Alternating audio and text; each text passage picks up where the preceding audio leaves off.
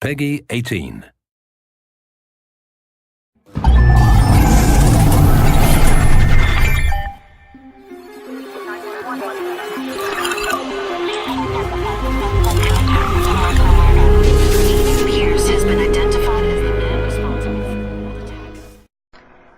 I'm watching you. I see you. Alright, I don't know how long that joke's gonna go. Hey, it's Brandon again with a late review because I had to take that week-long vacation away from everything. So, yeah, I actually beat this a little while ago, but it's time for me to get a review out. Just get it out, get it done with. So, I am talking about Watchdogs. The game that people apparently, I forget who the asshole was that said, oh, this is going to teach people and encourage people to start hacking stuff. I'm like, okay, first play the game before you judge that, because this dude is, for one, he's doing it with a smartphone, which, I don't know about you guys, but smartphones just aren't that good yet to be able to hack into anything. Secondly, he's using a fucking smartphone and just pressing a button and be like, yep, that's hacked. I'm like, no, that's not even how hacking works. You don't just press buttons and just like, oh, I have a device that, has been coded to hack everything. Like, no, that's not how that works. Anyways, yeah, but how big of a pain in the ass this game would be if you actually had to pick each app and be like, oh no, I want to do the, traffic lights now, and, run this app, and then, oop, there we go. Yeah, that would be a huge pain in the ass. So, anyways, Watch Dogs, this highly anticipated game. This was a game that I was sitting there saying, like, oh, I can't wait for it to come out. Ever since I saw, ever since I saw it, I was really excited for it. I was like, oh, this game, I get to be a vigilante in it and all that. Sadly, the end product is not as good as I thought it would be. They really hyped this one up, and maybe the hype got to me, and maybe when you see after all the hype, you see the end product, you're just like, well, yeah. The game is not the most beautiful game looking in the world, which I will understand with it for one reason, because that it's an open world game, that it takes a lot more, they have to render a lot more stuff, so it can't be like, it's not going to be as beautiful as, like, say, Wolfenstein was. So I am understanding of that. So that was my first kind of like, well, it could look better. Ubisoft didn't do bad. The story is Aiden Pierce, he's a hacker, and he's part of like this hacking, like kind of like a hacking mafia where they, steal secrets and shit. I want to say mafia, but he's like doing jobs where he hacks and he's kind of criminal intent. And he backs out and they end up killing his niece, and then, in the most shitty cutscene that they ever do. And it's only one time do they do this cutscene where I understand they're trying to do it through like a character's memory, but it looks like your TV's fucking up the entire time, and you can't sometimes have a hard time making out what's happening, and it's really bad. It's like really bad.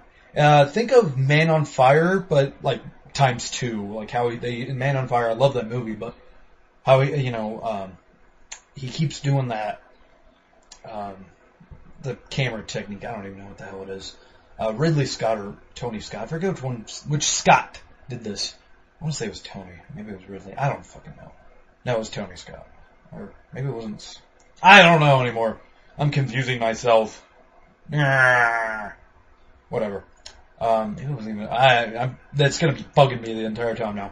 Anyways. Yeah, it was, Aiden Pierce doing, and now he's out for revenge, trying to find the people who put the hit out on him and ended up killing his niece. I love the people who put a hit out on him, just like, oh, we just wanted to give him a warning for the most part. We didn't want to have to kill one of his nieces, we just wanted to scare him or whatnot by shooting out his tires or, I don't really understand what their end game was. They're like, scare him by killing his family? Like, that's not gonna scare him. That might piss him off. And the game takes a couple weird directions. I mean, the moment you see who the main antagonist is gonna be in this, they have a couple of them, which this suffers from one thing that pisses me off, guys. They introduce a maximum about 3 villains in the game. 3 different antagonists that are kind of big. They get a little bit of screen time on them. And basically it does the same thing that GTA 5 did, where towards the end you just start offing them. Like, I call me old-fashioned, guys, but I like kind of taking the gradual up. Like, oh, here's this guy, we'll take him on for a little bit, while still having the main one there the entire time, like, oh, let's take him on, and then they kill him, and then many missions later, you introduce to another guy, kill him, and missions later, then you take out the main antagonist, And not just this like, oh, now you take him out. Oh, now you take him out. No, now you take him. Like, no. I don't like that. Yeah, this game also has a very big stealth component to it, which I was not prepared for. Yeah. Also, I gotta say though, because going back to the story's kind of shit. Like, yeah, it's your really bland revenge story. Where like, oh, I want to find out who did this, but oh, there's a bigger conspiracy here that I'm just gonna get involved with, and blah blah blah blah blah blah.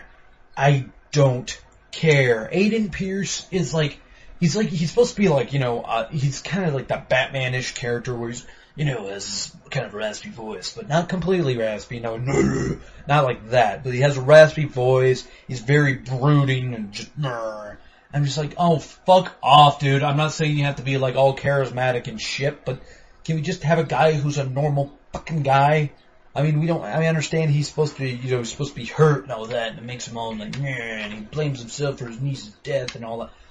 But Jesus Christ, put some personality in him, because I don't give a fuck about Aiden. This entire game, I couldn't give two shits about what happens then. The game on normal, it's fairly challenging, I have to say. Not completely hard, but, if you fuck up, you're not a bullet sponge. So if you get in a firefight, it's very much cover to cover. And then eventually they introduce enemies that are, you have to use bombs to kill them or explode shit near them. I do have to say though, the best part of this game is the hacking mechanic while in combat. Like, just, you could stand from in the middle of the street and just hack through all these cameras and start blowing shit up, and the enemies are gonna be like, oh, what's happening over here? There's your stupid, typical AI where they're not gonna figure out, oh, we live in a universe that apparently everything can be hacked, even though it's today's day and age, yet they have technology a little bit futuristic and everything can explode for whatever reason. And apparently grenades become hackable, which that's a thing. Yeah. They don't really explain what the fuck's going on here, but yeah. That's the best part. It really is good, but guess what? The game is like almost 20 hours long. That shit even gets old. And the getaway chases and the chasing missions, those are also fun. Chasing someone in the car and be like, oh, I'm gonna use these spikes to take you out or change the light. But yet again, game too fucking long, that becomes real gimmicky really quick. Now, if you were hoping for to get a lot of bang for your buck, this is a perfect game for you, because you do get a lot of bang for your buck. You're just like, basically what you do, they have so many side missions. They got, you gotta take out this gang, you have to stop this convoy of criminals, you gotta do random, stopping random acts of criminals, you gotta do races, you gotta do online stuff, you gotta invade other people online. I mean, the amount of side shit there is to do in this game is outstanding. I mean, this will keep you busy for hours, and honestly, it actually hindered my ability to play it for, to beat it as quickly as I should have, because I was so busy trying to, as I wanted to be a vigilante. That's not as fun as you'd think, though, because a lot of it's just like, okay, so this guy might pull a gun on this person. You have to wait. Okay, now he's going to do it. Run and intervene. You can shoot him. You can chase him down and punch him. You have a kind of a variety. But the thing is, though, when you do that, you run over there, hit him with your little, your police baton or whatever the hell you have. He goes down, and everyone's just kind of like, oh, that's cool. And they walk away. And then the guy just there, you don't have to take him to the police, or you don't have to handcuff him, or you just hit him in the face and be like, what, bitch? And walk away. You'll never do that again. It's kind of weird. And then, I do appreciate one thing they did. And that is the fact that, you could be a maniac as long as the cops don't get called. Like, you don't walk around shooting in the street or something, but you could drive however the hell you want as long as you don't start running over pedestrians only. The cops aren't going to get called. And it's kind of funny. It's easy to evade the cops, but it's hard as fuck to evade this little yellow circle thing that'll be above you. And that thing is damn near impossible to evade, but the cops is really easy. You just get in a boat. I mean, and they don't even care. They're just like, fuck it, that looks like a work. And then they give you a lot of tools, of course, and, So, I wasn't expecting the stealth part of the game, but that was just kind of my own preference. You can play it for the most part for third-person shooter status. The game will be a little challenging at times, but for the most part, not a hard game. It is fun to play, but not, the story has to be compelling enough. If you're a big story guy like me, the story has to be compelling enough for me to want to continue, because this, after a while, started becoming a chore, and it just started becoming a pain in the ass. And yes, they do set it up for a sequel. I'm not even going to worry about that. They do start setting it up for a sequel, which the sequel sounds actually more interesting than this one did. So, I mean, that they might just be the masters of hyping me up for this fucking series. But yeah, this seems like it's going to be a series. It's getting some good praise. It's a fun game. Driving mechanics are all good. Everything's, I mean, I have to say your cars are basically tanks, which I always get a kick out of, and I kind of can appreciate that. They don't have the GTA 4 thing where I can, if I hit something just right, I go flying out the windshield or something, So yeah, it's not based on the world of reality in the slightest. It's kind of its own, like, kind of semi-realistic sci-fi thing. I enjoy it, but it's not perfect. Honestly, the worst part of it was the story, because everything else is very good. The game is just a tad bit long. I overall would I give it a 3.5. I mean, it really, fuck it. I'll give it a 4. I'll give it a 4. Because, as much as I didn't like the story, it is a fun game. It'll give you a ton to do. And honestly, if you were interested in getting it, this is not something I'd rent. You rent it because then you're going to be compelled to try to get through it quicker.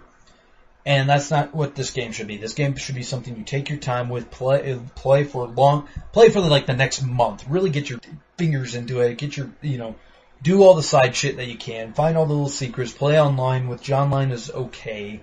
I'm not a big fan of being able to be invaded at any time. That kind of pisses me off. But yeah, it's not a bad game, not a broken game. It's just, it has its merits, and I see a lot of people actually enjoying this way more than I did. I feel like it was very overhyped, and that's a big problem. That they made such a huge deal about this just for the end product to be like, oh well, guys could have polished up the story a little bit and like maybe use this like thing called, editing, where I don't need to go find this to get to this guy who really ultimately doesn't fucking matter. Alright everybody, that is it. Real quick, just side thing before I sign off here. Yeah, by the way, Ubisoft, just, real quick, Ubisoft, because I know you guys are listening. Stop with the tailing shit. Nobody likes to tail people. It is a huge pain in the ass. I don't like tailing people. I do not like it. No, I do not. I do not want it in my Watchdogs. I do not want it in my Assassin's Creed. You have overburdened. I have had it up to here with the tailing of people. You do it in your Ghost Recon. You do it in your, Splinter Cell. You do it in your Assassin's Creed. You're doing it everywhere. Just knock it off. No one likes tailing. Alright. That is everybody. Thank you. And hopefully the next reviews I do, I get a little less angry in them. Let me know what you think in the comment section and or, in YouTube's or in the Facebook where I can actually respond to you on the Facebook. That is it, everybody. This was the Bloody Screen Podcast. Please tell people, if you enjoyed this, please tell people about us. Please. It'd be awesome. Alright, thanks everybody. Goodbye.